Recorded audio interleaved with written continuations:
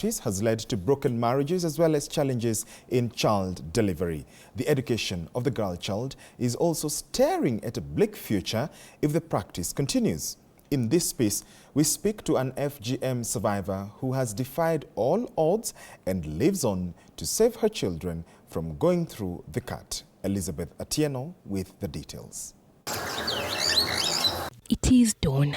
The sun rays pierce through the flat greyish layer of clouds that hang low in the sky of Nyanchwa Nubia village in Kisii County.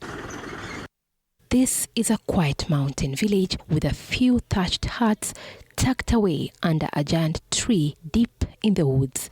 The strategically located mosque offers a stunning view and also provides a safe haven for 30-year-old Halima Hassan.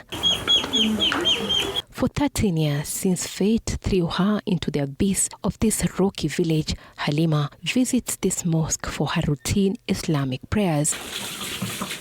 Thereafter, she embarks on her daily job, which is to do laundry for her fellow villagers, which has been her only source of income for a decade.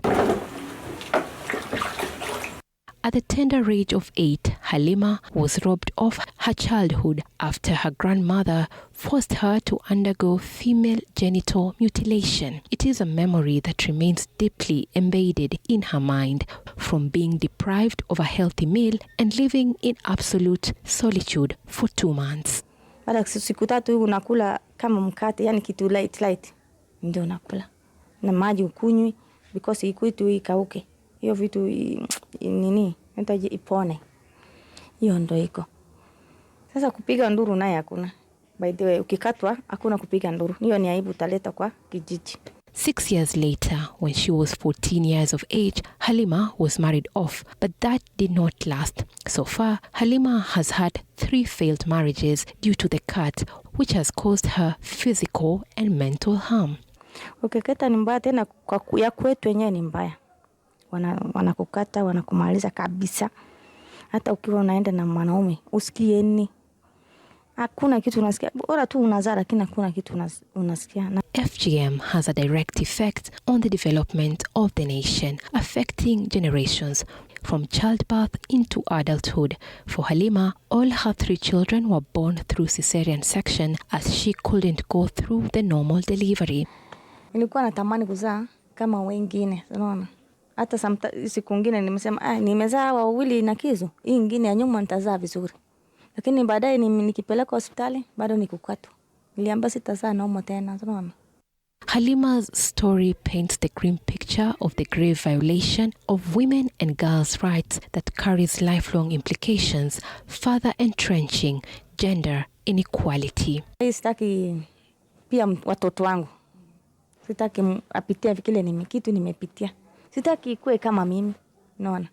Mimi yenyewe nimeoleka mara 3. Imagine sina bwana sasa hivi niko hivi. Wote bwana wangu ni divorce. Sitaki watoto wangu pia apitie hivyo. Globally, FGM has been performed on at least 200 million girls and women in 31 countries across 3 continents. An additional 4 million girls are at risk of undergoing FGM each year. In Kenya, the prevalence of FGM among women aged 15 to 49 is 14.8%. 92% of women and 89% of men believe that FGM should be stopped.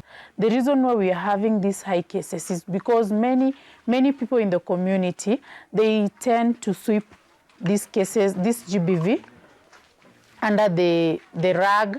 They want to do kangaroo courts. The prevalence of FGM is more common among women who live in rural areas at 18.4% than among women who live in urban areas at 9.7%. Somali, Kisii, Maasai, and Samburu are the communities with the highest prevalence of FGM. According to Section 19 of the FGM Act of 2011, a practitioner or midwife who conducts female genital mutilation, which is against the law and causes the death of another, shall on conviction be liable to imprisonment for life.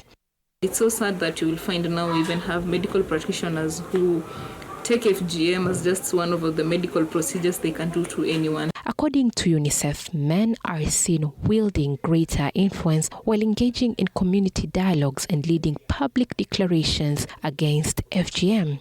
Presently, more than 52 men and boys networks in Kenya are involved in advocating for eliminating FGM. Elizabeth Atieno, TV 47.